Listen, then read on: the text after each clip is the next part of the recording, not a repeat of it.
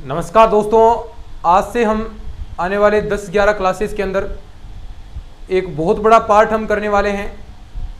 अवकलन समाकलन, बहुत सारे टॉपिक बनते हैं। अवकलन के अंदर आपकी लिमिट्स आएगी, सांध्यता की जांच आएगी, अवकलनीयता, फिर अवकलज आएंगे, अवकलज के अनुप्रयोग आएंगे। तो कुल मिलाकर जो आने वाले 5-7 दिन हैं उसके अंदर हम अवकलन के बारे में हम पढ़ने वाले हैं।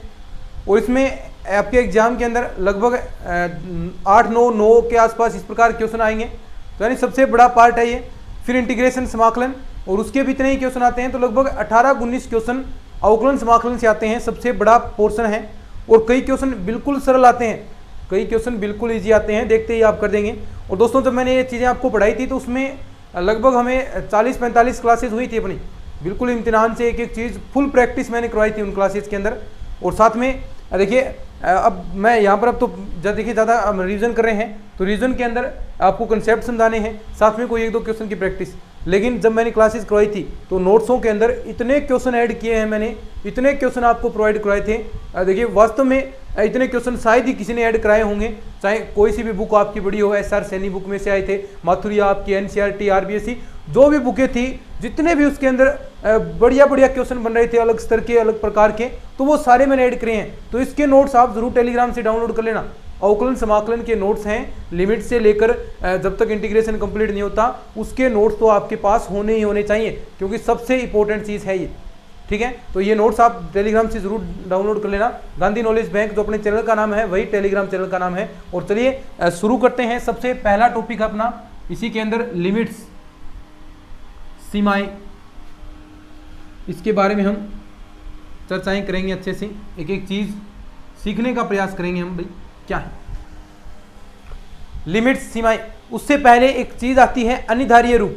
अनिधारीय रूप सब जानते हैं। देखिए कौन सा रूप होता है अनिधारीय रूप, किसको आप अनिधारीय रूप कहेंगे, जिसे आप परिभाषित नहीं कह सकते, एक प्रकार से आप यही कह सकते हैं इंटरमिनाइट फॉर्म। ठीक है, इंडेटरमिनाइट फॉर्म यानी अनिधारीय रूप। जैसे इन्फिनिटिव बटा इन्फिनिटिव आ जाए, 0 बटा 0 रूप आ जाए, जैसे 0 की पावर 0 आ जाए, इस प्रकार के रूप हैं। यानी 0 इंटू इन्फिनिटिव आ जाए, इस प्रकार के जो रूप आते हैं उन्हें क्या कहते हैं आप, इंटरमीडिएट फॉर्म। या 1 की पावर इन्फिनिटिव आ जाए, इन्फिनिटिव माइनस इन्फिनिटिव आ जाए, क्या आएगा? तो यानी जो ये फॉर्म है आपकी, इस प्रकार की जो चीज़ें आएंगी आप उन्हें परिभाषित नहीं कर सकते। आप बता सकते हैं क्या? आप जानते हैं कि 1 की पावर, मान लीजिए जितनी भी पावर आप लगा रहे हैं, 3-4 लगा रहे हैं, 1 मान आता है, लेकिन 1 की पावर इन्फिनिटिव का मान आप बता सकते हैं कितना आएगा? नहीं बता सकते। ऐसे ही 0 की पावर 0 का मान कितना आएगा, बता सकते हो क्या?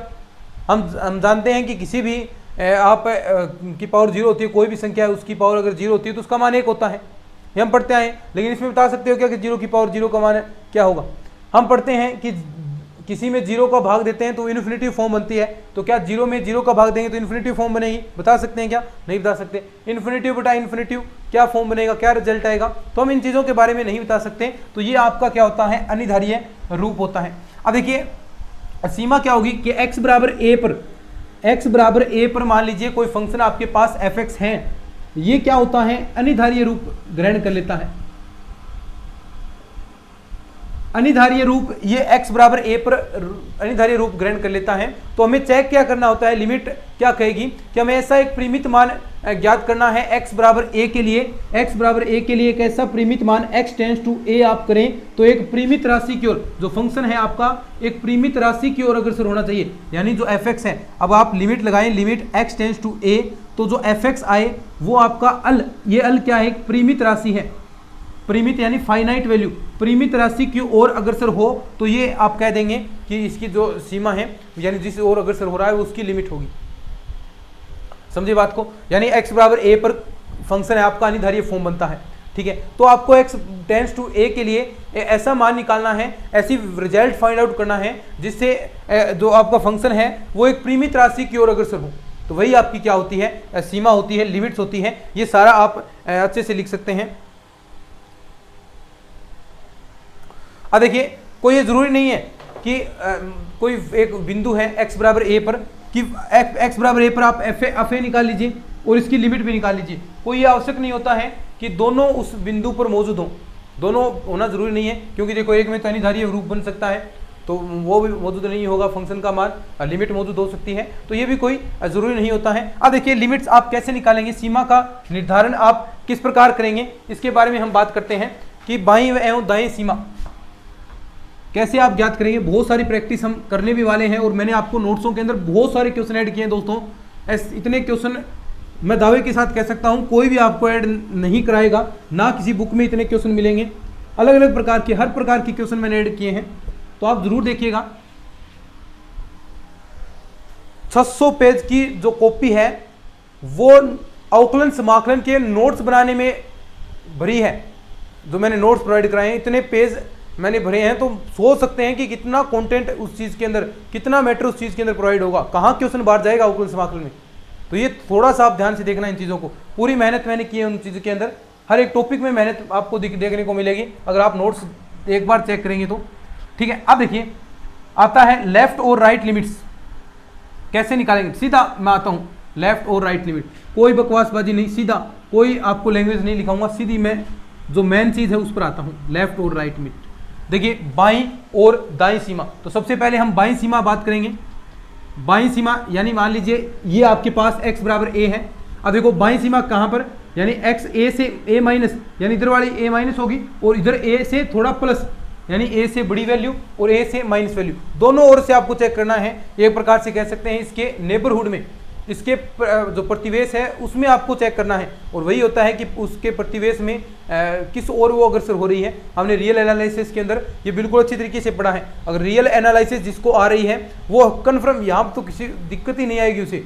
रियल एनालिसिस जिसे आ गई, मैंने बिल्कुल बेहतरीन तरीके से रिवीजन भी कराया है उसका। ये चीज़ें भी आपको मैं देखिए सिखा रहा हूँ। रियल एनालिसिस अच्छे से हमने पढ़ी भी है, नोट्स भी हैं आपके पास, तो वहाँ जिन्हें आई है तो वो कोई दिक्कत नहीं। अब देखो बाईं सीमा यानी a माइनस, तो इस प्रकार आप देखिए सीधा फॉर्मूला याद रखना है, सब जानते हैं, कोई दिक्कत वाली बात नहीं, कि एफ a माइनस 0 यानी a जो आपने लिया है उससे छोटा, a माइनस कुछ माइनस हमें करना है, और लिमिट क्या होगी, लिमिट। अब एक ट्रिक भी बता दूंगा आपको, एक ट्रिक बता दूंगा क्वेश्चन सोल्व करने की, कि एफ एक्स, और यहाँ पर देखिए अब किस ओर टेंस करवाना है। अब यहाँ से देखिए सीधा एफ a माइनस का 0, अब आपको देखिए लिमिट h टेंस टू, देखो यहाँ पर हम रखने वाले हैं x की जगह a माइनस h, x की जगह a माइनस h हमें पुट करना होता है, x की जगह a माइनस h पुट करेंगे। तो देखिए यहाँ पर हम a माइनस h पुट करेंगे तो हम x से a से कैंसिल हो जाएगा, और h किस टेंस टू हो जाएगा, h tends to 0, h tends to 0, और f a माइनस का h, तो ये तो होगी लेफ्ट सीमा। ठीक है, ऐसे ही राइट बाईं सीमा, सिंपल सी बातें हैं, कुछ खास नहीं इसके अंदर। एफ a प्लस का 0 लिमिट, देखो वही x tends to a plus f x, और वही x बराबर a प्लस का h हम पुट करेंगे, a प्लस h हम यहाँ पर पुट करने वाले हैं। तो देखिए वही same to same f a plus का 0 limit h tends to 0 f a plus का h। ठीक है, ये आपके पास क्या आ गई, ये बाईं सीमा हो गई, क्या हो गई बाईं सीमा, ये आपकी दाईं सीमा होगी। ठीक है, अब देखिए किसी भी कोई फंक्शन है एफ एक्स, उसकी लिमिट मौजूद होने के लिए ये आवश्यक है फलन की सीमा विद्यमान हो, फलन की सीमा विद्यमान हो। बस अब सुनना है चीजें, नोट्स आपके पास हैं, विद्यमान हो उसके लिए क्या होता है कि बाईं सीमा क्या होनी चाहिए, बराबर दाईं सीमा। अगर बाईं सीमा दाईं सीमा के बराबर है तो आप कह सकते हैं कि उस फंक्शन की लिमिट है वो विद्यमान होगी, अस्तित्व में होगी। जैसे एक क्वेश्चन हम आपके सामने रखता हूं इस प्रकार,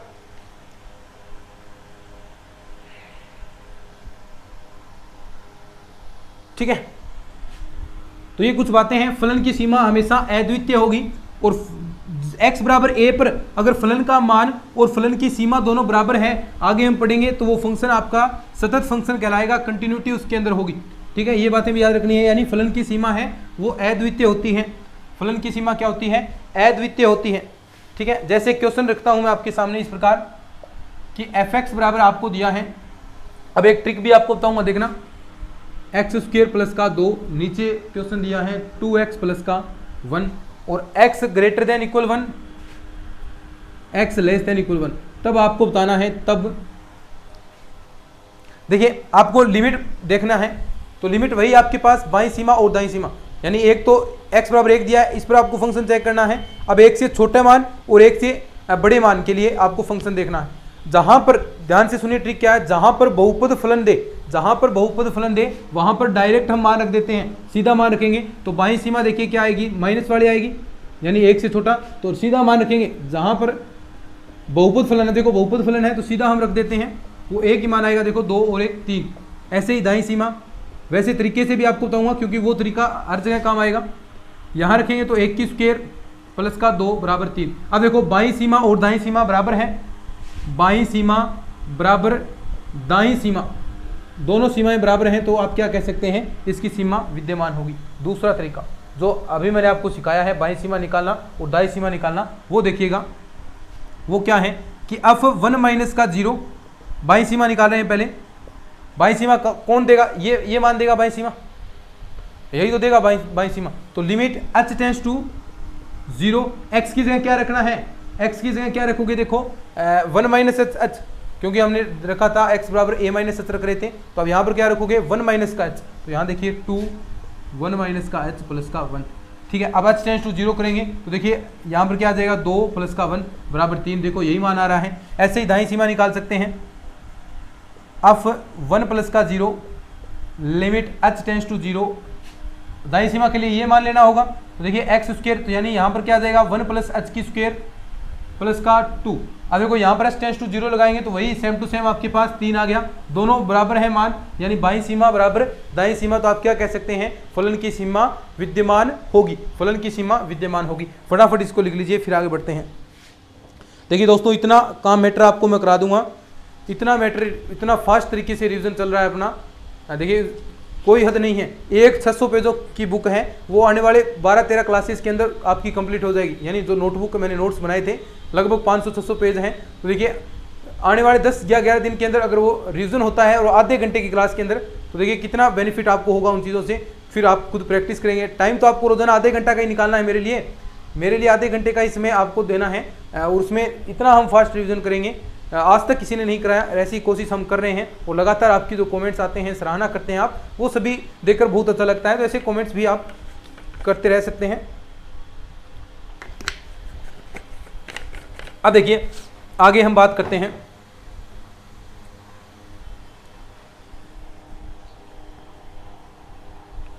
एक बात याद रखना, जब भी सीमा इन्फिनिटी आ जाए तो उसमें सीमा का अस्तित्व होगा क्या, नहीं होगा, उसमें सीमा का अस्तित्व नहीं होगा।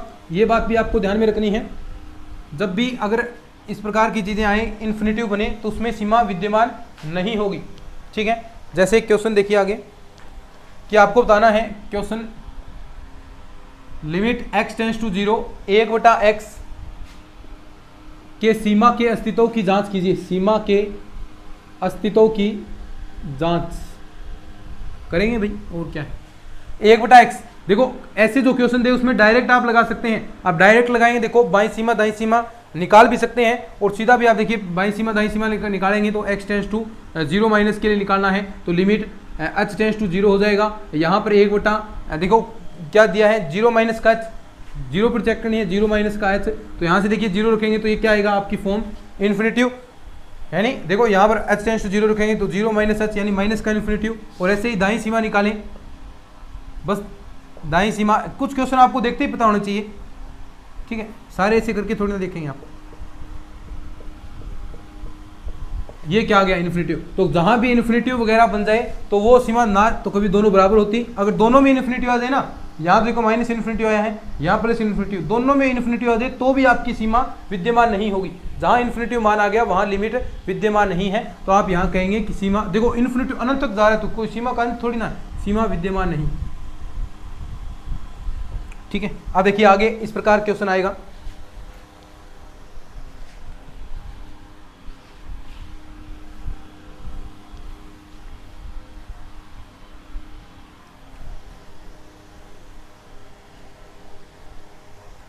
क्वेश्चन देखिए इस प्रकार, यदि आपको fx बराबर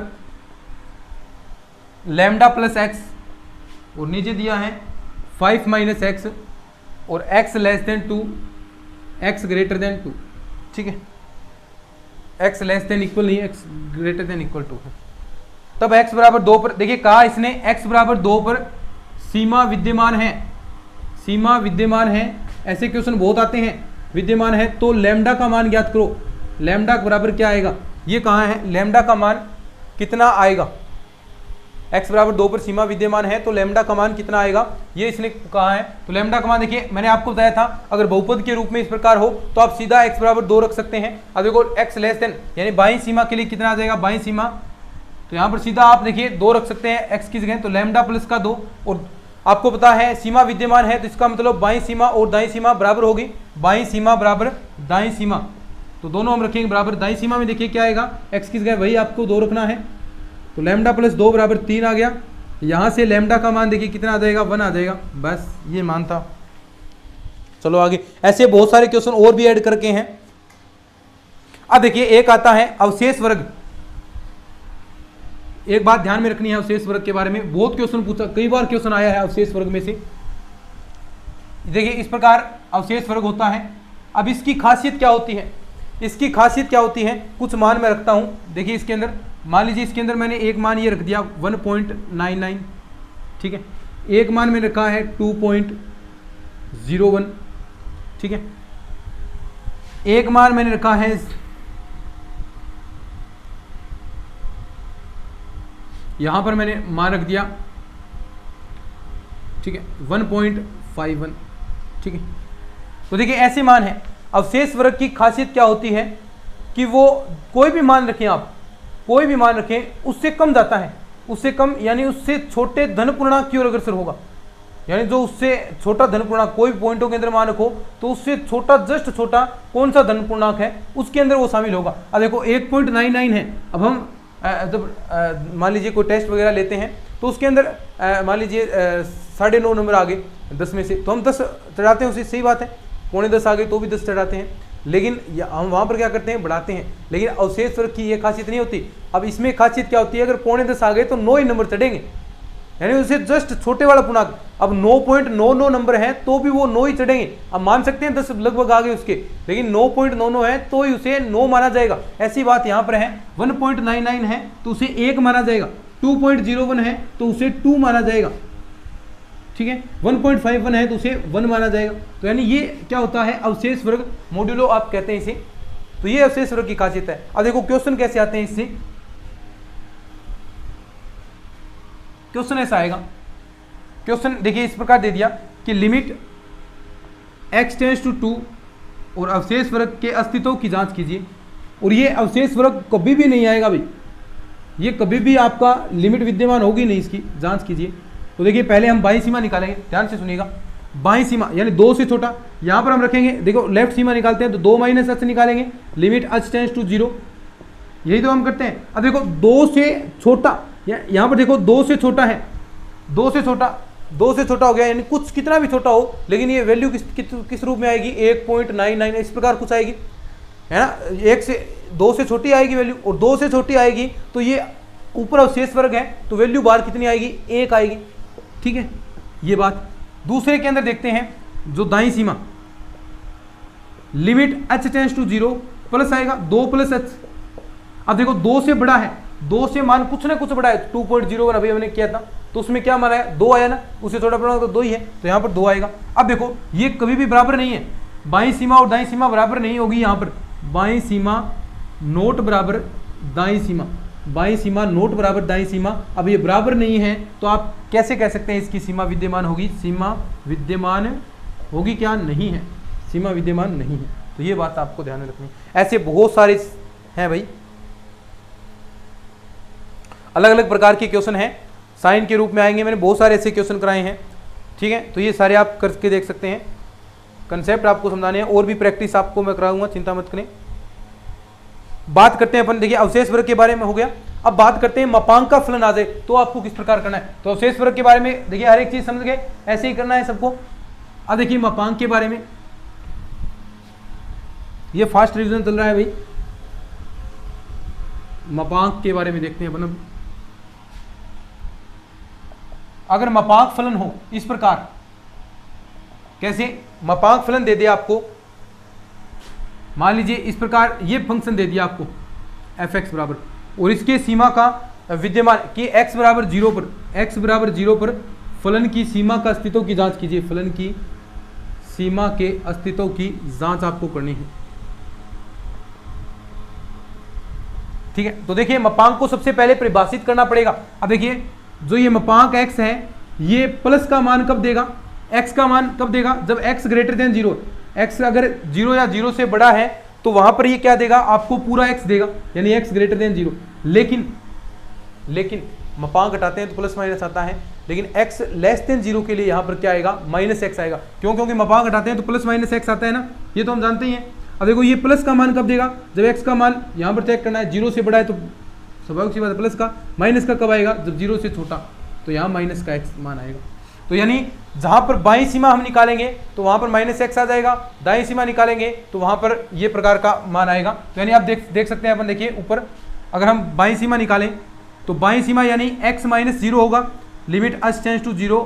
देखिए 0 माइनस h लगेगा, 0 माइनस h ही होगा, और 0 माइनस h यानी 0 से छोटा है तो ये क्या देगा, माइनस x, यानी तो ऊपर आएगा माइनस का x और नीचे x, तो यानी मान आएगा माइनस का 1। और वैसे भी देख सकते हैं, यानी अगर सीधा हम लिखें 0 माइनस का h, ठीक है, इस प्रकार जो हम लिख रहे थे ना 0 माइनस का h, इस प्रकार, तो यहाँ पर ये माइनस का मान देगा, तो यानी -1 आया। लेकिन दाईं सीमा निकालेंगे, दाईं सीमा क्या आएगी, लिमिट h टेंड्स टू 0, और ऊपर क्या आएगा, देखो प्लस का मान देगा। इस बार देखो मान देगा प्लस का, 0 से बड़ा है तो 0 प्लस का h अपॉन 0 प्लस का h, तो यानी यहाँ पर 1 आएगा। तो देखो क्या मान बराबर है, क्या नहीं है, तो यानी इसमें भी सीमा का अस्तित्व नहीं होगा, नहीं। तो ये भी मापांक के लिए खास बात है। ऐसे भी क्वेश्चन आएंगे, कैसे, देखो इसमें एक क्वेश्चन और करते हैं अपन।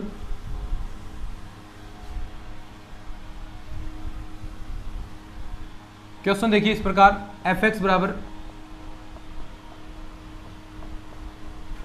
x बराबर 3 पर सीमा के अस्तित्व की जांच कीजिए। अब वही सेम टू सेम तरीका, 3 से छोटा मान है, देखो 3 या 3 से छोटा मान होगा, उसमें क्या आएगा, ये माइनस। देखो यहाँ पर x का मान 3 से छोटा लेंगे, 2 ले लिया मान लीजिए, माइनस का आएगा, सीधी सी बात है। अगर हम यहाँ पर 3 या 3 से बड़ा लेंगे तो पॉजिटिव वैल्यू आएगी। तो वही सेम टू सेम यहाँ पर परिभाषित करना है इसे। -x-3 कब आएगा, मापांक हटाकर देख रहे हैं, मापांक हटाएंगे तो यहाँ पर प्लस माइनस x-3 आता है, एक वैल्यू प्लस की आती है और माइनस की आती है। माइनस की कब आएगी, जब 3 से छोटा लेंगे, ठीक है, यही तो बता रहा हूँ मैं। ये कब आएगा, जब x का मान आप 3 से छोटा लेंगे, और प्लस का कब आएगा, जब x का मान 3 या 3 से बड़ा लेंगे, ठीक है।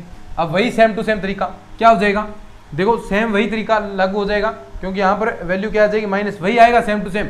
लिमिट दाईं सीमा निकालेंगे तो -1 आएगा, और बाईं निकालेंगे तो 1 आएगा, ठीक है, दोनों बराबर नहीं है। तो यानी x बराबर 3 पर सीमा का अस्तित्व नहीं है। इसमें केवल मात्र देखिए ऐसे जो क्वेश्चन आएंगे ना, ऐसे x-a अपॉन x-a, यहाँ पर कभी भी याद रखनी है बात, नोट गोल्डन लाइन है, ये कभी भी x बराबर a पर सतत नहीं होगा, x बराबर a पर सतत नहीं है, बाकी सभी बिंदुओं पर होगा, इसके सीमा का अस्तित्व भी नहीं होगा, आगे हम करेंगे सतत के लिए। x बराबर a पर केवल मात्र ये सतत नहीं होगा। तो ऐसे क्वेश्चन आपके सामने हैं, देखने को मिल रहे हैं आपको। हाँ देखो ये लाइन लिख सकते हैं, नोट लगा के लिख लो चाहे, कोई बात नहीं, अच्छे से नोट लगा लीजिए, इसमें नोट लगा लो। नोट क्या लगाएंगे, देखो कि ये ऐसा फंक्शन है ना,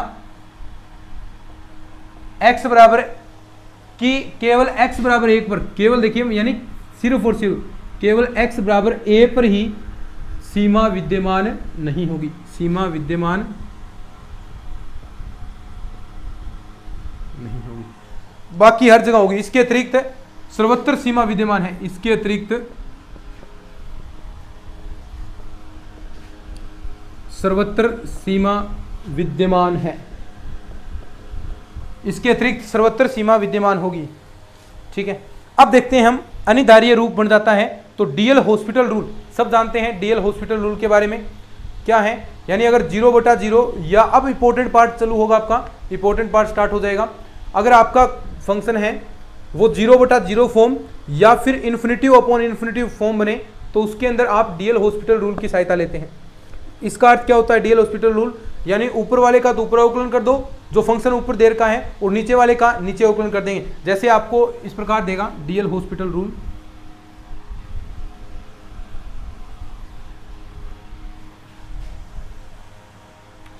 डीएल हॉस्पिटल रूल, अभी बहुत काम आएगा भाई आगे, ये बहुत सारी चीजें हम पढ़ने वाले हैं। DL hospital rule, DL hospital rule क्या होता है, मान लीजिए आपको इस प्रकार फंक्शन दे रखे हैं, एक तो f1x दे दिया तथा एक दे दिया f2x, ठीक है, और दोनों इस प्रकार हैं, और दोनों का अगर आप लिमिट लगाएं, दोनों में लिमिट लगाएं तो वो तो या तो 0/0 रूप बन रहा है या फिर इन्फिनिटिव बन रहा है, 0/0 या फिर इन्फिनिटिव फॉर्म बन रही है। कब? जब लिमिट आप लगाते हैं, limit x tends to a, मान लीजिए जो भी आपको लिमिट दे रखी है उसमें इस प्रकार की फॉर्म बनती है। तो आपको क्या करना क्या होता है, देखिए ऊपर वाले का तो ऊपर अवकलन कर दो f1-x, नीचे f2-x, ठीक है, ऊपर वाले का ऊपर अवकलन कर दो, नीचे वाले का नीचे अवकलन कर दो, और फिर हम लिमिट लगाएंगे तो देखेंगे क्या मान आ रहा है। अगर एक बार फिर आपका 0/0 रूप बने या इन्फिनिटिव रूप बने तो एक बार फिर डीएल हॉस्पिटल रूल लागू होगा, एक बार फिर डीएल हॉस्पिटल रूल लागू होगा, यानी 2-2 3-3 बार हम डीएल हॉस्पिटल रूल हम लगाने वाले हैं, ठीक है। जैसे क्वेश्चन लिखता हूं मैं एक फटाफट 0/0 रूप का, जैसे ऐसा क्वेश्चन दे दिया आपको,